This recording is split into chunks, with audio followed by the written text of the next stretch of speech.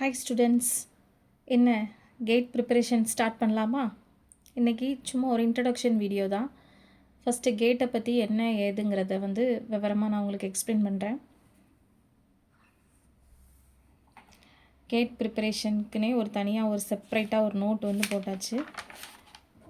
First கேட்டோட full form என்னன்னு பாருங்கள்.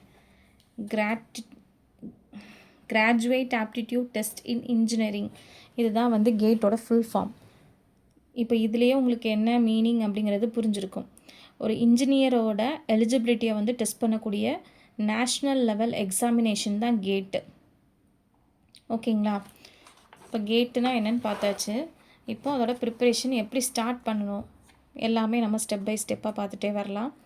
First இதில் என்னெல்லாம் கொஷின்ஸ் இருக்கும் அப்படின்னு பார்த்தீங்கன்னா, ஜென்ரல் ஆப்டிடியூட் கொஷின் எவ்வளோ மார்க்குக்கு இருக்கும் அப்படின்னா 15 மார்க்ஸுக்கு இருக்கும். அதுக்கப்புறம் பார்த்திங்கன்னா இன்ஜினியரிங் மேத்தமேட்டிக்ஸ், இப்போ நம்ம ஃபஸ்ட் இயரில் மேக்ஸ் 1, மேக்ஸ் 2, M3, M4 4 மேக்ஸாக படிச்சிருப்போம். அந்த 4ஐயும் நம்ம எவ்வளோ தரவாக இருக்கும் அப்படின்னு டெஸ்ட் பண்ணக்கூடியது தான் இன்ஜினியரிங் மேத்தமேட்டிக்ஸ் போர்ஷன். அதில் மினிமம் நமக்கு 10 கொஷின்ஸ் இருக்கலாம், மேக்ஸிமம் 15 வரைக்கும் இருக்கலாம். நம்ம கம்பைன் பண்ணோம் அப்படின்னா general aptitude plus engineering mathematics சேர்த்தே நமக்கு 25 மார்க்ஸ் ஸ்கோர் பண்ணலாம் கேட்டை பொறுத்த வரைக்கும். ரிமைனிங் 75 மார்க்ஸ் எதுலேருந்து இருக்கும் அப்படின்னா உங்களோட இண்டிவிஜுவல் டிசிப்ளின்ஸ். ஃபார் எக்ஸாம்பிள், இப்போ civil engineering, computer science, mechanical, electrical, இந்த மாதிரி நீங்கள் என்ன இதை எடுத்து படிச்சிருக்கீங்களோ உங்களோட சப்டிவிஷன் அந்த கோர் பேப்பர்லேருந்து உங்களோட சப்ஜெக்ட் வைஸ் 75 மார்க்ஸ் இருக்கும். இப்போது இந்த பேஜில் நம்ம என்ன பார்க்க போகிறோம் அப்படின்னா general aptitude and engineering mathematics நம்ம என்னெல்லாம் இருக்குது சிலபஸ் வைஸ் அதை நம்ம ஒன்று ஒன்றா கவர் பண்ணிவிட்டு நம்ம ப்ராக்டிஸ் செஷனுக்குள்ளே போகலாம். இப்போவே நம்ம ஸ்டார்ட் பண்ணால் தான் நம்ம கேட் பாஸ் பண்ண முடியும். ஸோ இப்போ நம்ம மே மந்தில் இருக்கோம். மே மந்தோட மிடில் ஸ்டார்ட் பண்ணியிருக்கோம். ஓகேங்களா? நீங்கள் அதை ஞாபகம் வச்சுக்கோங்க. இந்த வீடியோஸை கரெக்டாக நீங்கள் ஃபாலோ பண்ணிவிட்டு கண்டிப்பாக கேட் அட்டன் பண்ணி பார்த்துட்டு எனக்கு உங்களோட ரிசல்ட்ஸை கண்டிப்பாக நீங்கள் ஷேர் பண்ணணும். ஓகே, இப்போ நெக்ஸ்ட்டு பார்த்தீங்க அப்படின்னா இப்போது ஆப்டிடியூட் ப்ளஸ் மேத்தமேட்டிக்ஸ் உங்களுக்கு ரெண்டும் கம்பைன் பண்ணி 25 மார்க்ஸ்.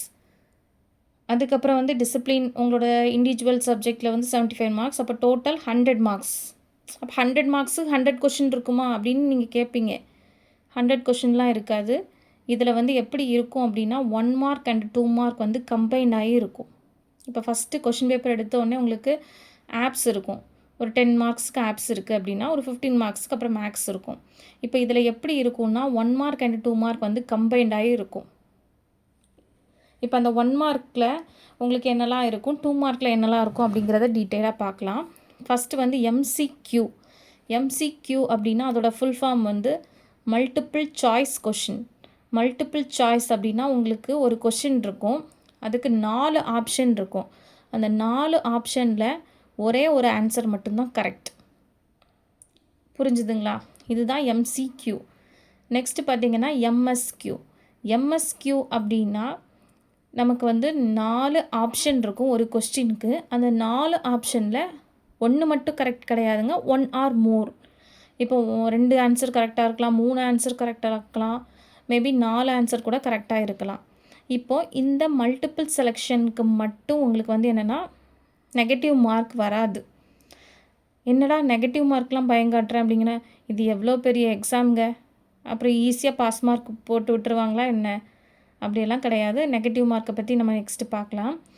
இப்போ எம்சிக்யூவுக்கு நெகட்டிவ் மார்க் உண்டு, எம்எஸ்க்யூவுக்கு நெகட்டிவ் மார்க் கிடையாது. அதுக்கப்புறம் ஃபில்லப்ஸ். ஏன் ஃபில்லப்ஸ்ன்னு போட்டிருக்கேன்னா உங்களுக்கு ஈஸியாக புரியணுங்கிறதுக்காக தான். ஆக்சுவலாக அது எப்படி இருக்கும் அப்படின்னா நியூமரிக்கல் ஆன்சர் டைப்.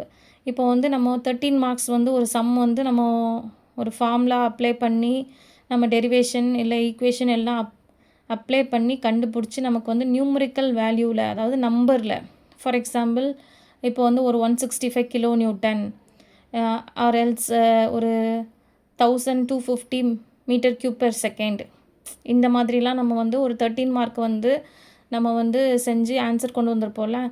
இந்த மாதிரி நம்ம அப்ளை பண்ணி செஞ்சு நம்ம ரஃப் பேப்பர் கொடுப்பாங்க, அதில் ஆன்சர் நம்ம கண்டுபிடிச்சி இதில் நம்ம டைப் பண்ணணும். நியூமரிக்கல் வேல்யூஸை நம்ம டைப் பண்ணணும். அதுதான் NAT, நியூமரிக்கல் ஆன்சர் டைப். ஓகேங்களா? இது வந்து 2 மார்க்ஸில் இருக்கும். அதுக்கப்புறம் பார்த்தீங்க அப்படின்னா நெகட்டிவ் மார்க்ஸ் வந்து கேட்டில் இம்பார்ட்டண்ட்.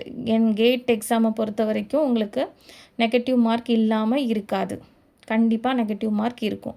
இப்போ 1 மார்க்குக்கு எவ்வளோ லெஸ் பண்ணுவாங்க அப்படின்னா, இப்போ நீங்கள் ஃபார் எக்ஸாம்பிள் ஒருத்தவங்க ஒரு எக்ஸாம் அட்டன் பண்ணுறாங்க, கேட் எக்ஸாம்.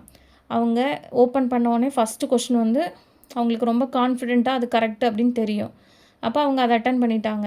இப்போ செகண்ட் கொஷின் வந்து அவங்களுக்கு வந்து இப்போ அந்த ஃபஸ்ட்டு கொஷினுக்கு அவங்களுக்கு 1 மார்க்கு கிடச்சிரும். இப்போ செகண்ட் கொஷின் அவங்களுக்கு ஒரு டவுட்டாக இருக்குது. டவுட்டில் இப்போ அவங்க வந்து ஒரு ஆப்ஷன் வந்து செலக்ட் பண்ணியிருக்காங்கன்னு வச்சுக்கோங்க. ஆனால் அந்த ஆப்ஷன் வந்து தப்பு அப்படின்னா, நீங்கள் ஏற்கனவே 1 மார்க் எடுத்திருக்கீங்கல்ல, அந்த 1 மார்க்கில் எவ்வளோ மார்க் மைனஸ் ஆகும் அப்படின்னா 0.33 வந்து மைனஸ் ஆகும். 1 மார்க்குக்கு மைனஸ் மார்க் வந்து 0.33. அப்போது நீங்கள் 1 மார்க் எடுத்திருக்கீங்க, அதில் 0.33 போயிடுச்சு அப்படின்னா ரிமைனிங் எவ்வளோ இருக்கும்? உங்களுக்கு 0.77 இருக்கும். அந்த மார்க் தான் வந்து உங்களோட மார்க். அப்படி தான் ஆட் ஆகிட்டே இருக்கும். 1 கரெக்டு 1 தப்புனா அப்போ உங்களுக்கு 0.7 மட்டும்தான் கிடைக்கும். 0.7 0.6 அந்த ரேஞ்சில் தான் உங்களுக்கு மார்க்கு கிடைக்கும். இப்போ இதுவே 2 மார்க் வந்து நீங்கள் தப்பாக எழுதிட்டீங்க அப்படின்னா, சேம் எக்ஸாம்பிள் 1 மார்க்கு கரெக்டாக எழுதியிருக்கீங்க, 2வது இது 2 மார்க்கு தப்பாக எழுதிட்டீங்க அப்படின்னா, நீங்கள் எடுத்திருக்க 1 மார்க்கில் 0.6 மார்க் வந்து உங்களுக்கு மைனஸ் ஆயிரும். 0.6 போயிடுச்சு அப்படின்னா எவ்வளோ இருக்கும் ரிமைனிங்? 0.3 சம்திங் அந்த மாதிரி தான் உங்களோட மார்க் இருக்கும். நீங்கள் 0.3 வச்சுருக்கீங்க, அகெயின் ஒரு 1 மார்க் தப்பு அப்படின்னா உங்களோட கேட் ஸ்கோர் எப்படி போகும்? நெகட்டிவில் போகும். அப்போது நம்மளோட ஃபஸ்ட் அட்டம்ப்ட்லேயே கேட் வந்து கிளியர் பண்ணிடலாமா அப்படின்னா வந்து அது கொஞ்சம் யோசிக்க வேண்டிய விஷயந்தான். பண்ண முடியாது அப்படின்னு நான் சொல்ல மாட்டேன். ஏன்னா அது வந்து ஒருத்தவங்களோட இண்டிவிஜுவாலிட்டியை பொறுத்து. நீங்கள் எவ்வளோ எஃபர்ட் போடுறீங்க, எவ்வளோ ஹார்ட் ஒர்க் பண்ணுறீங்க, எவ்வளோ ப்ராக்டிஸ் பண்ணுறீங்க, இதெல்லாம் பொறுத்து தான் நம்ம வந்து கேட் ஸ்கோர் வாங்க முடியுமா முடியாதா அப்படிங்கிறத நம்ம டிசைட் பண்ண முடியும். ஃபார் எக்ஸாம்பிள் இப்போ வந்து நானும் வந்து கேட் அட்டம்ப்ட் வந்து ஒரு 4-5 அட்டம்ப்ட் பண்ணியிருக்கேன். நீங்கள் பாஸ் பண்ணியிருக்கீங்களா அப்படின்னு வந்து கேட்கலாம். அப்படி கிடையாதுங்க. இப்போ பாஸ் ஆகிட்டேன் அப்படின்னு நான் வந்து உங்கள்கிட்ட சொல்ல மாட்டேன். இப்போ நான் வந்து ஃபஸ்ட் அட்டம்ப்ட் வந்து என்னோடய ஃபைனல் இயர் படிக்கும்போது நான் வந்து ரொம்ப சீரியஸெல்லாம் அட்டன் பண்ணலை. நான் எழுதினேன், எனக்கு வந்து ஒரு 8 மார்க்ஸ் வந்து கிடச்சிது. அதாவது நான் படிச்சுட்டே இருக்கும்போது வித்தவுட் ப்ரிப்பரேஷன் நான் போய் அட்டன் பண்ணேன். 8 மார்க் வந்து நான் ஸ்கோர் பண்ணேன். அதுக்கப்புறம் பார்த்திங்கன்னா நான் கண்டினியூஸாக எழுதலை, எம்இ படித்தேன். அதுக்கப்புறம் மேரேஜ் ஆயிடுச்சு.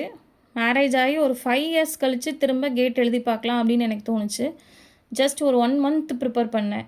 1 மந்த் ப்ரிப்பேர் பண்ணி என்னோடய செகண்ட் அட்டம்ப்டில் நான் எவ்வளோ ஸ்கோர் பண்ணியிருந்தேன் அப்படின்னா, நான் வந்து 14 மார்க்ஸ் வந்து ஸ்கோர் பண்ணியிருந்தேன். ஜஸ்ட் 1 மந்த் ப்ரிப்பரேஷன் ப்ளஸ் என்னோடய இன்பில்ட் இருக்கக்கூடிய என்னோடய அந்த கோர் சப்ஜெக்ட்குள்ளே நாலேஜ் வச்சு நான் 14 மார்க்ஸ் ஸ்கோர் பண்ணியிருந்தேன். அதுக்கப்புறம் பார்த்திங்கன்னா நெக்ஸ்ட் இயர் வந்து கொஞ்சம் ப்ராப்பராக ஒரு 3 மந்த்ஸ் ஆஃப் ப்ரிப்பரேஷன் வந்து பண்ணேன். அதுலேயும் எனக்கு வந்து கண்டிப்பாக ஒரு கான்ஃபிடென்ட் இருந்தது, இந்த வாட்டி எப்படி நம்ம கேட் ஸ்கோர் வாங்கிடலாம் அப்படின்னு சொல்லிட்டு. ஆனால் அந்த அட்டம்ப்ட்லேயும் வந்து எனக்கு என்ன ஆயிடுச்சுன்னா, ஒரு ஹெல்த் இஷ்யூனால் ஒரு சர்ஜரி பண்ணுற மாதிரி ஆயிடுச்சு. ஸோ வந்து நான் 3 மாதம் கஷ்டப்பட்டு நான் உழைச்ச உழைப்பெல்லாம் அந்த 1 மந்த்து கம்ப்ளீட்டாக நான் டச் பண்ணாமல் விட்டுட்டு போய் எக்ஸாம் எழுதினேன். அதுலேயும் நான் வந்து ஒரு 15 மார்க் தாங்க ஸ்கோர் பண்ணேன். அப்போ வந்து என்னாலையுமே அந்த 25-26 மார்க்கை வந்து அப்டைன் பண்ண முடியலை. மினிமம் வந்து குவாலிஃபையிங் மார்க் வந்து 25 மார்க்ஸ் எல்லாருக்குமே காமன் தான். அப்போ அப்படி இருக்கும்போது ஒரு 10 மார்க்கில் வந்து நான் எப்போவுமே விட்டுட்டே இருந்திருக்கேன். இந்த டைம் நம்ம எல்லாருமே சேர்ந்து ப்ரிப்பேர் பண்ணி என்னோடய ஸ்ட்ராட்டஜி எல்லாத்தையுமே உங்களுக்கு சொல்லிக் கொடுத்து நம்ம எல்லோரும் சேர்ந்தே எழுதலாம். ஓகேங்களா? அப்புறம் பார்த்திங்கன்னா எலிஜிபிலிட்டி பார்த்திங்கன்னா ஃபைனல் இயர் ஸ்டூடெண்ட்ஸ்லேருந்தே எழுதலாம். நீங்கள் வந்து இன்ஜினியரிங் முடிச்சிருக்கணும் அப்படிங்கிற அவசியம் கிடையாது. ஃபைனல் இயர் ஸ்டூடெண்ட்டாக இருக்கும்போது படிச்சுட்டு இருக்கும்போதே நீங்கள் அட்டம் பண்ணி பார்க்கலாம். கேட்டுக்கு வந்து எந்த ஏஜ் லிமிட்டும் கிடையாது. எந்த ஏஜில் வேணாலும் நீங்கள் எழுதலாம். இப்போ வேலிடிட்டி பார்த்திங்கன்னா 2 இயர்ஸ். இப்போ நீங்கள் கேட் ஸ்கோர் வாங்கிட்டீங்க அப்படின்னா 2 வருஷத்துக்குள்ளே நீங்கள் வந்து ஏதாவது ஒரு டிசைட் பண்ணிக்கலாம். அந்த கேட் ஸ்கோரோட வேல்யூ வந்து உங்களுக்கு 2 இயர்ஸ் வந்து இருக்கும். அதுக்கப்புறம் வேலிடிட்டி முடிஞ்சிடும். அதுக்கப்புறம் பார்த்திங்கன்னா மார்க்ஸ் வந்து எலிஜிபிலிட்டி வந்து ரஃபாக போட்டிருக்கேன்.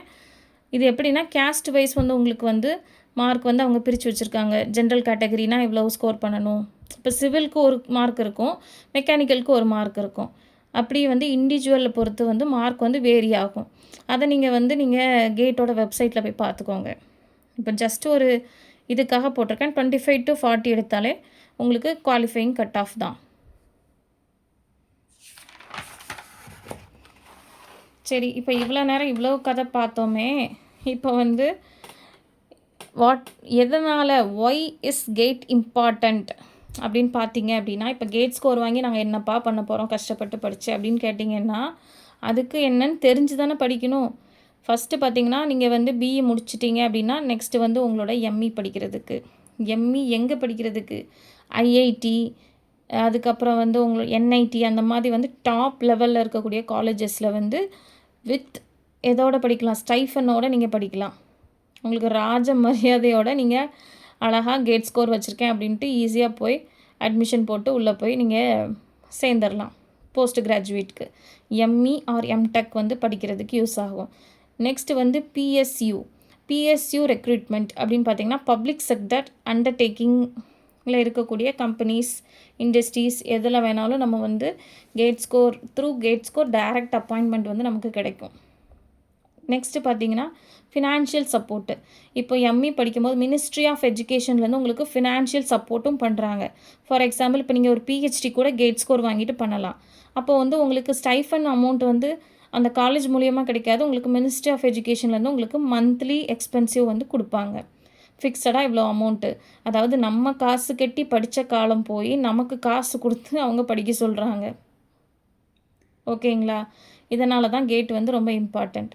நெக்ஸ்ட்டு வந்து இம்பார்ட்டண்ட் மந்த் ஃபார் கேட் அப்படின்னு பார்த்தீங்கன்னா, செப்டம்பர் வந்து நீங்கள் வந்து அப்ளை பண்ணுற மாதிரி இருக்கும். எவ்ரி இயர் கண்ணை மூடிட்டு செப்டம்பர் கேட் அப்ளிகேஷன் நம்ம பண்ணுறதுக்கான டைம் இருக்கும். ஃபெப்ரவரி ஃபஸ்ட் வீக் சாட்டர்டே சண்டேவே வந்து உங்களுக்கு எக்ஸாம் வந்து ஸ்டார்ட் ஆயிரும். ஃபெப்ரவரியில் உங்களுக்கு வந்து எப்போ வேணாலும் இருக்கலாம். ஃபஸ்ட் வீக் இருக்கலாம், செகண்ட் வீக் இருக்கலாம். ஆனால் ஃபெப்ரவரி ஃபஸ்ட் வீக் சாட்டர்டே சண்டேஸ்லேருந்து கேட் எக்ஸாம்ஸ் வந்து ஸ்டார்ட் ஆயிரும். மார்ச்சில் ரிசல்ட் வந்து சொல்லிடுவாங்க. மார்ச் ரிசல்ட் வந்ததுக்கப்புறம் வித்தின் 1 மந்த்லேயே உங்களுக்கு ரிசல்ட்ஸ் வந்து கொடுத்துருவாங்க. அந்த மார்க்கை வச்சு நம்ம நெக்ஸ்ட்டு என்ன பண்ணலாம் அப்படிங்கிறத பிளான் பண்ணிடலாம். அவ்வளோதான். இந்த வீடியோ உங்களுக்கு தெளிவாக புரிஞ்சிருக்கும்னு நினைக்கிறேன். ஃபர்தராக நம்மளோட ஆப்டிடியூட் அண்டு இன்ஜினியரிங் மேத்தமெட்டிக்ஸ் வந்து நம்ம சிலபஸ் படி, கேட்டோட சிலபஸ் படி நம்ம வந்து பார்க்கலாம்.